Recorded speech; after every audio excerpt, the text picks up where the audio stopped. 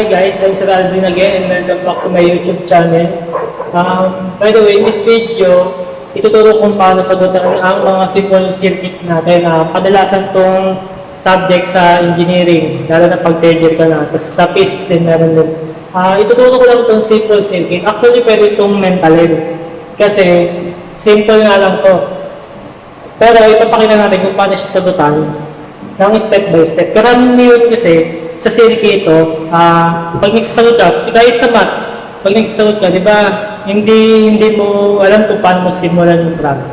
So, papakita natin. By the way, pag ni-mental ko, ganito lang yan. Alam naman natin na itong dalawang to para din. So, makakuha tayo ng ohms dyan dito na 2 ohms, then 8. So, pag-atiyan nila, so magiging 24 volts and 6 volts. It's parallel to 6 volts dito. Baga na nakadali. So, makuha mo na yung mga current niya. Kaya lang, tutuloy natin ng step by step. So, sabi sa KCL,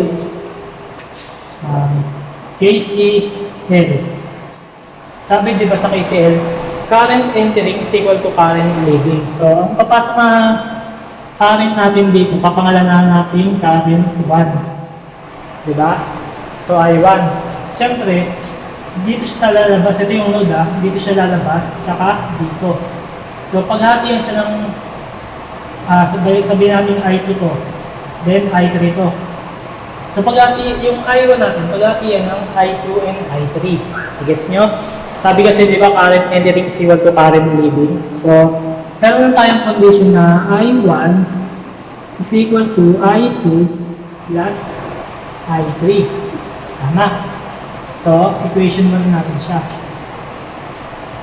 Sabi naman sa KVL, so, KVL, may dalawang loop tayo dyan. Loop 1, pangalan natin L1, and loop 2. Sa loop 1 tayo. Loop 1. Sabi sa KVL, state that the algebraic sum of voltage source and voltage drop is equal to 0. So, magsimula tayo dito.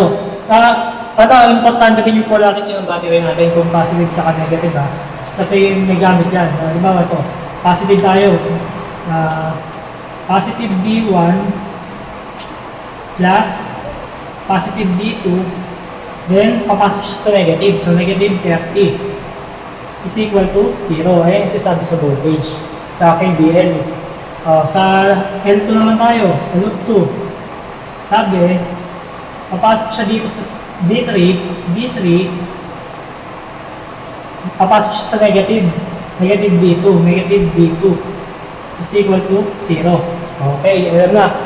Tapos, meron pa tayo Ohm's law. Yan, B is equal to IR, diba? Alam naman natin B is equal to IR. So, sabi sa Ohm's law, yung B1 natin is equal to, hindi natin alam yung I1. So, I1 times yung 8. B1 yan B2 is equal to I2 times 3 ohms. B3 is equal to I3 times 6 ohms. Yun.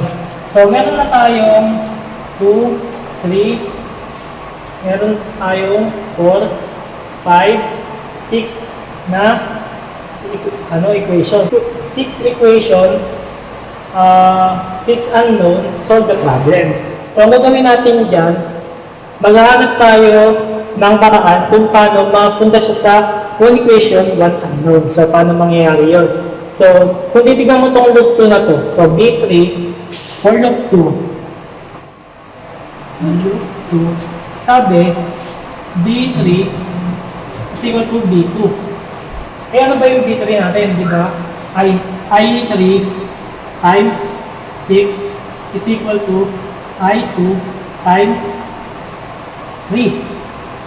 So, alam natin na I2 is equal to, dividing both sides by 3, so 2 I3. Tama? Diba? So, itong I2 na to, kung titignan mo, meron siyang relationship dito. So, for KCL Sabi, I1 is equal to I2 plus I3.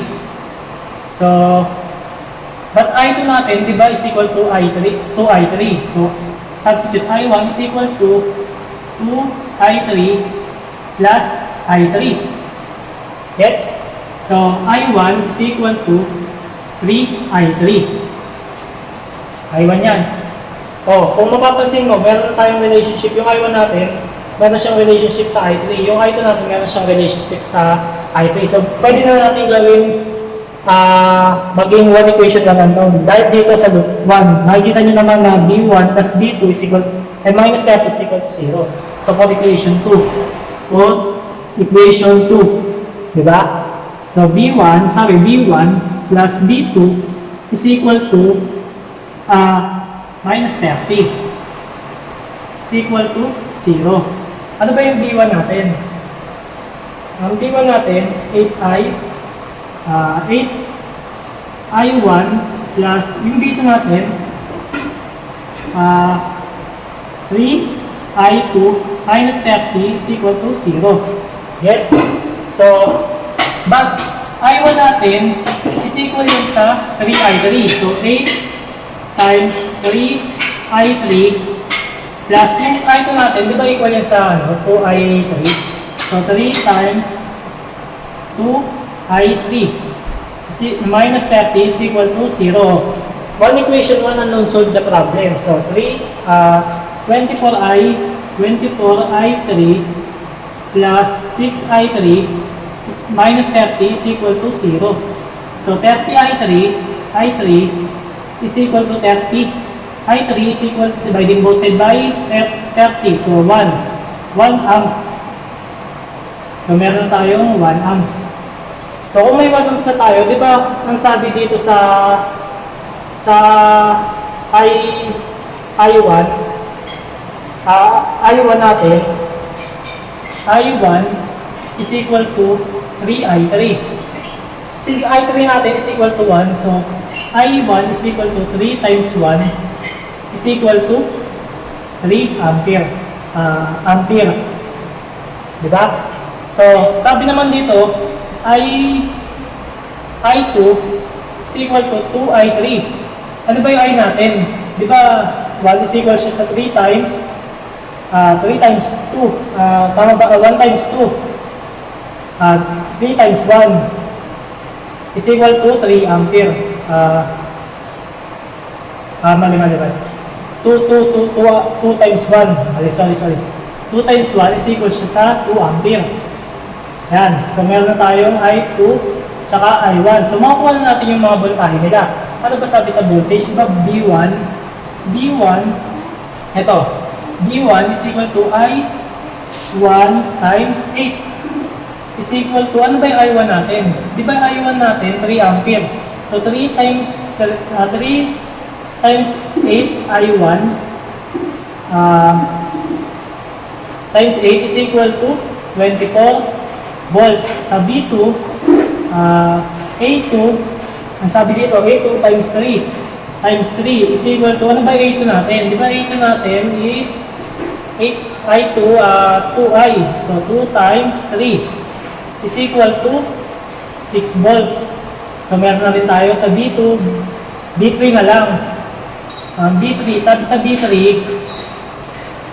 6I3 is equal to, ano ba yung I3 natin? Di ba 1? 6 times 1 is equal to 6 volts. So, kung mapapansin mo, pareho yung volts ng B1 at B2, talagang parehas yan kasi parallel sila.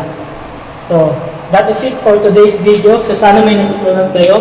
By the way, don't forget to subscribe my channel and like nyo na rin yung page ko, tsaka follow nyo sa FB, nalagay sa description, and comment nyo na rin yung mga tanong nyo. So, by the way, shoutout nga pala sa mga tropa kong EA dyan, sila Ken, si Latol, James, Ervin, Daguplo, yun, hindi ko na kayo isa-isahin, basta, anong nila, kilala nyo ako kasi kayo. Sa mga susunod kong problem, mas magiging madulo kasi ito, mga basic pa lang. So, that's it for today's video. Thank you for watching and God bless.